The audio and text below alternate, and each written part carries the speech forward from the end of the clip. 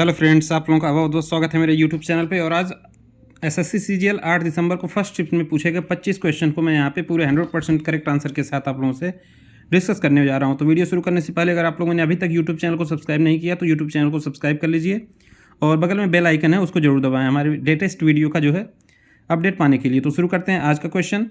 किशोरी अमोनकर किस घराने से संबंधित थी? ठीक है, तो घराने से संबंधित कई शिफ्ट में क्वेश्चन पूछे जा चुके हैं, तो घराने से संबंधित क्वेश्चन आप लोग देख के जाइए। अतरौली जयपुर घराने से जो है किशोरी अमोनकर संबंधित थी। ठीक है, नेक्स्ट क्वेश्चन देखिए यहाँ पे, red Cliff line between India and which country? ठीक है, रेड क्लिफ लाइन जो है भारत और किस देश के बीच सीमा रेखा है? तो ये जो है भारत और पाकिस्तान के बीच की जो सीमा रेखा है उसको कहते हैं भारत रेड क्लिफ लाइन कहते हैं। ठीक है, नेक्स्ट क्वेश्चन, इनमें से कौन से खिलाड़ी जो है बैडमिंटन खेल से संबंधित हैं? तो 4 ऑप्शन आपको दिया गया है, उसमें एक ऑप्शन था किदाम्बी श्रीकांत, तो करेक्ट आंसर क्या हो जाएगा आपका? किदाम्बी श्रीकांत। ठीक है, नेक्स्ट क्वेश्चन, इनमें से कौन कथक नृत्य से संबंधित हैं? ठीक है, तो कथक जो है आपका उत्तर प्रदेश राज्य का लोक नृत्य है और इसके प्रमुख नर्तक और नर्तकी यहाँ पे देखिए, बिरजू महाराज, गोपी कृष्ण, सितारा देवी, रोशन कुमारी, उमा शर्मा, केशव कोठारी, काजल शर्मा, अक्षन महाराज, सुखदेव महाराज और चंद्रलेखा भारती गुप्ता, शोभना नारायण, मालविका सरकार, दमयंती जोशी और जयलाल। ठीक है, तो ये सारे आपके प्रमुख नर्तक हैं किस कथक नृत्य से, और कथक उत्तर प्रदेश राज्य से संबंधित है। तो जो भी ऑप्शन आपको दिया गया वो आप लोग यहाँ पे देख सकते हैं। ठीक है, अब यहाँ पे देखिए, गुरु राजकुमार सिंह जीत सिंह को 1986 में कौन सा पुरस्कार मिला था? तो राजकुमार सिंह जीत सिंह एक प्रमुख कोरियोग्राफर और भारतीय शास्त्रीय नृत्य मणिपुरी नृत्य से बहुत ज़्यादा क्वेश्चन पूछा जा रहा है। ठीक है, तो मणिपुरी के गुरु हैं ये, और मणिपुरी नृत्य में उनके योगदान के लिए 1984 में संगीत नाटक अकादमी पुरस्कार और 1986 में पद्मश्री पुरस्कार से सम्मानित किया गया था। तो 1986 में इनको क्या मिला है?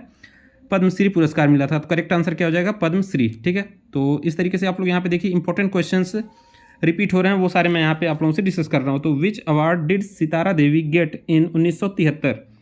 सितारा देवी को 1973 में कौन सा अवार्ड मिला था? ये आपसे क्वेश्चन पूछा गया था। तो सितारा देवी भारत की प्रसिद्ध कथक नृत्यांगना, कथक नृत्य से रिलेटेड हैं, और सितारा देवी को संगीत नाटक अकादमी सम्मान 1969 और पद्मश्री 1973 में, और कालिदास सम्मान जो है इन्हें 1995-96 में मिला था। और legends of India life time achievement award कब मिला इनको? 2011 में इनको सम्मानित किया गया था। ठीक है, तो 1973 में कौन सा अवार्ड मिला है? तो 1973 में इनको पद्मश्री मिला है। तो करेक्ट आंसर क्या हो जाएगा? पद्मश्री। ठीक है, नेक्स्ट क्वेश्चन, इसमें देखिए, अगस्त 2022 को किस राज्य ने भूमिपुत्र योजना जो है शुरू की है? तो ये शुरू किया गया असम के मुख्यमंत्री जो है डॉक्टर हेमंत बिस्व शर्मा, जो इस करेंटली सीएम है वहाँ के, 1 अगस्त 2022 को मिशन भूमिपुत्र पोर्टल का अनावरण किया गया है। ठीक है, इनके द्वारा इस मिशन के तहत छात्रों को डिजिटल जाति प्रमाण पत्र सरल डिजिटल तरीके से जो है जारी किया जाएगा। ठीक है, तो ये इंपॉर्टेंट क्वेश्चन है, आने वाले शिफ्ट में रिपीट हो सकता है। ठीक है, world para athletes grand prix 2022 कहाँ आयोजित किया गया था? तो ये उत्तरी अफ्रीका जो है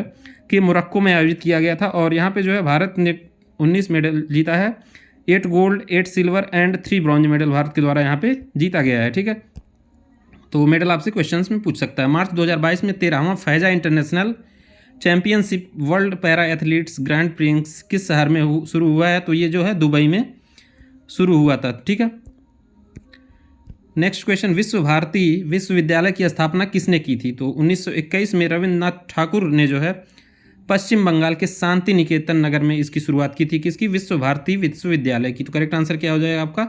रविंद्रनाथ ठाकुर के द्वारा जो है इसकी स्थापना की गई थी। ठीक है, asset turn blue litmus paper into which colour? ठीक है, सबसे पहले यहाँ पे एक ट्रिक याद कर लीजिए, ABR। ठीक है, A फॉर एसिड और B फॉर क्या हो जाएगा? ब्लू लिटमस, ब्लू मतलब नीले लिटमस को लाल कलर में कन्वर्ट कर देता है, यानी एसिड जो होगा आपका ब्लू लिटमस को अगर रेड कर देगा तो क्या होगा? एसिड होगा। इसका अपोजिट जो होगा रेड को ब्लू कर देगा वो आपका बेस हो जाएगा। ठीक है, तो ये ट्रिक आप याद रख सकते हैं, ABR। ठीक है, बहुत शानदार ट्रिक है, एक बार रिवाइज करेंगे समझ में आ जाएगा। ठीक है, इसका इंपॉर्टेंस।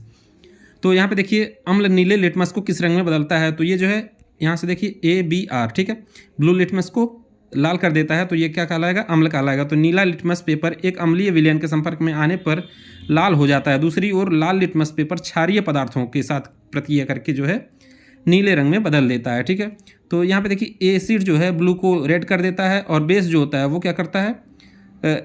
रेड को ब्लू कर देता है। ठीक है, तो ये आप लोग याद रख लीजिए, एक सिंपल ट्रिक याद रखिए, ABR। ठीक है, तो इस क्वेश्चन का करेक्ट आंसर क्या हो जाएगा? ब्लू लिटमस नीले लिटमस को क्या कर देता है? लाल कलर में कन्वर्ट कर देता है। ठीक है, इंपॉर्टेंट क्वेश्चन है। Who is in charge of news printing, ठीक है, किसके अधिकार में समाचार मुद्रण क्षेत्र आता है? तो ये आता है printing industry in India, Bharat में मुद्रण उद्योग के अंतर्गत ये जो है आता है, ठीक है। नेक्स्ट क्वेश्चन यहाँ पे देखिए, क्या हुआ था जो है 1950 और 1990 के बीच भारतीय जीडीपी के साथ? जीडीपी का क्या हुआ था? बढ़ गया था, स्थिर रहा था, दोगुना हो गया था, घट गया था, ठीक है। तो यहाँ पे देखिए भारत में 1950 और 1990 के बीच कृषि द्वारा योगदान किए गए सकल घरेलू उत्पाद के अनुपात में काफ़ी गिरावट आई थी, ठीक है। तो यहाँ पे क्या हो जाएगा, गिरावट आई थी, लेकिन इस पर निर्भर जनसंख्या नहीं।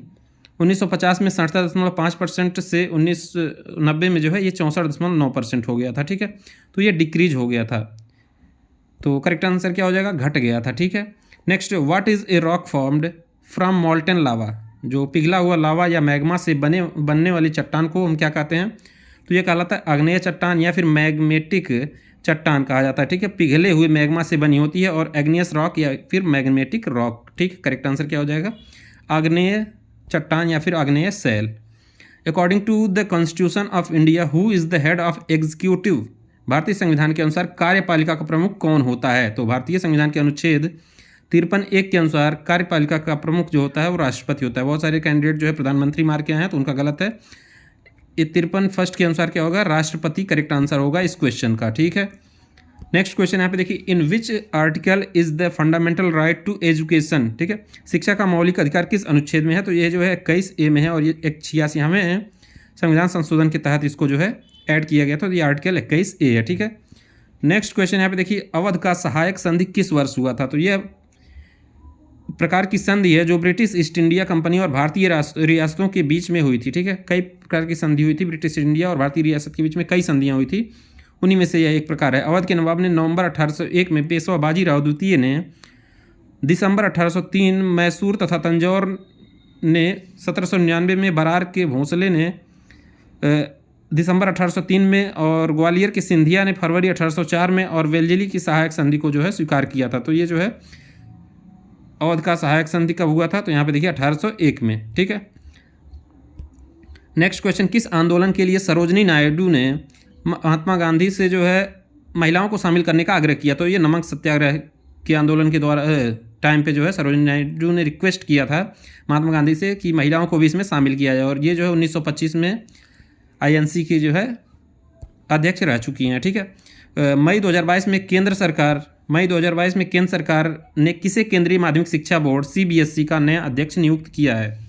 तो केंद्र सरकार ने वरिष्ठ IAS अधिकारी निधि छिब्बर को जो है नया अध्यक्ष नियुक्त किया है। इस पद पर वह जो है विनीत जोशी के स्थान पर इन्हें जो है अपॉइंट किया गया। तो निधि छिब्बर जो है अभी करेंटली CBSE प्रमुख हैं, और विनीत जोशी का इन्होंने स्थान लिया है, ठीक है। तो नेक्स्ट क्वेश्चन यहाँ पे देखिए, हाल ही में चुनाव आयोग के उप चुनाव आयुक्त के रूप में किसे नियुक्त किया गया? तो ये जो है अजय भादु, ठीक है, अजय भादु को नियुक्त किया गया है, ठीक है, चुनाव आयुक्त के उप चुनाव आयुक्त, ठीक है। नेक्स्ट क्वेश्चन देखिए, समूह 13 किस तत्व का गलनांक 303 केल्विन नरम धातु है? ठीक है, तो इसका आपका करेक्ट आंसर क्या हो जाएगा? गैलियम। और ग्रुप 3 के P ब्लॉक होता है आपका, ग्रुप 3 जो है आपका P ब्लॉक के एलिमेंट है, और इसमें देख लेते हैं कौन कौन से एलिमेंट आपके होते हैं। बोरान होता है, एल्युमिनियम होता है, गैलियम होता है, इंडियम होता है, थैलियम और निहोनियम होता है, ठीक है। तो ये सारे जो है आपके ग्रुप 13 और P ब्लॉक के एलिमेंट हैं, ठीक है। अब यहाँ पे देखिए, गैलियम में असामान्य रूप से कम गलनांक, मेल्टिंग पॉइंट कम होता है, 303 केल्विन होता है, जो गर्मियों के दौरान तरल अवस्था यानी लिक्विड स्टेट में मौजूद रहता है, ठीक है। गर्मियों के समय की बात हो रही है, ठीक है। अब देखिए यहाँ पे सकल प्राथमिक घाटा का सही माप क्या है? ठीक है, तो ये GFD यानी gross fiscal deficit minus net interest liabilities, सकल राजकोषीय घाटा माइनस शुद्ध ब्याज देयता, यही होता है आपका जो है सकल प्राथमिक घाटा, ठीक है। घाटा वह राशि है जिसके द्वारा बजट में किया गया खर्च आय से अधिक हो जाता है, ठीक है। खर्चा जब आय से अधिक हो जाएगा तो वहाँ पे घाटा होगा। घाटे 3 प्रकार के होते हैं, यहाँ पे देखिए, राजस्व घाटा, रेवेन्यू डेफिसिट, और राजकोषीय घाटा जो होता है फिस्कल डेफिसिट होता है, और प्राथमिक घाटा जो होता है ये प्राइमरी डेफिसिट होता है, ठीक है। तो तीनों घाटे आप लोग यहाँ पे देख लीजिए, कोई भी आपसे आने वाले शिफ्ट में पूछा जा सकता है। नेक्स्ट क्वेश्चन देखिए, what is the product when carbon dioxide gas is passed through an aqueous solution of calcium hydroxide? जब कार्बन डाइऑक्साइड गैस को कैल्शियम हाइड्रोक्साइड के जलीय विलयन से गुजारा जाता है तो उत्पाद क्या मिलता है? ठीक है, तो यहाँ पे इक्वेशन देख लेते हैं आप, क्या है कि CO2 प्लस CaOH का होल ट्वाइस क्या बना रहा है? CaCO3 कैल्शियम कार्बोनेट का बना रहा है, प्लस H2O यहाँ पे जल के साथ जो है कैल्शियम कार्बोनेट का एक सफ़ेद अवक्षेप, ठीक है, ये सॉलिड आपका बन रहा है, ये जो है लिक्विड बन रहा है और एनर्जी जो है ये एब्जॉर्ब कर रहा है, ठीक है। तो ये सारे क्वेश्चन आपके 8 दिसंबर को जो है फर्स्ट शिफ्ट में पूछे गए क्वेश्चंस हैं। और ऐसे ही लाइव एनालिसिस और 100% करेक्ट एनालिसिस के लिए यूट्यूब चैनल को सब्सक्राइब कर लीजिए और वीडियो को लाइक करना ना भूलें। Thank you.